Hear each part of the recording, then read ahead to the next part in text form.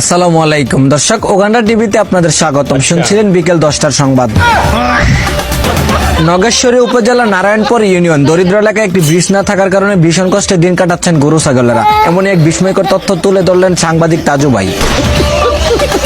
তিনি আরো জানান, নদীর এপার থেকে ওপার গিয়ে ঘাস খেতে হলে পরনের কাপড় ভিজিয়ে সাঁতার কেটে যেতে হয় এই গরু ছাগলের।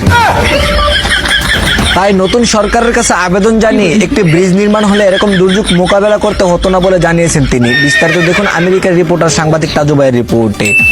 আমাদের নারায়ণপুর এলাকায় দরিদ্র এলাকা আমাদের দেখেন গরু এবার থেকে ওপারে ঘাস খায়, ঘাস খাওয়া শেষ হলে এবার থেকে এবার আসে। একটি ব্রিজ না থাকাইতে আমাদের এরকম দুর্ঘটনা আমাদের কাটতে হয় ভাই। এটাই অসাধারণ ভাই। কমেন্ট বক্সে জানিয়ে দেবেন ভাই। অতি তাড়াতাড়ি ধরুন আমাদের নতুন সরকার, নতুন এমপি আমাদের ব্রিজের ব্যবস্থা করে দেয় আমাদের দরিদ্র এলাকায়, নারায়ণপুর এলাকায় ভাই। ধন্যবাদ।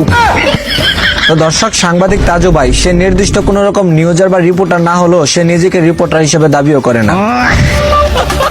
জানা যায় তাদের এলাকায় অভাব অবহেলা এবং নদীতে বিলীন হয়ে যাওয়া দেখে কোন রকম পদক্ষেপ না পেয়ে নিজেই সাংবাদিকতা শুরু করেন এই ভদ্র মানুষ। ভালো মানুষ কখনো মরে না, চির অমর হয়ে থাকে। তাই নিজেকে দেশ ও জাতির কাজে নিয়োজিত রাখুন। যারা দেশকে ভালোবাসে তাদের পক্ষে থাকুন। ধন্যবাদ।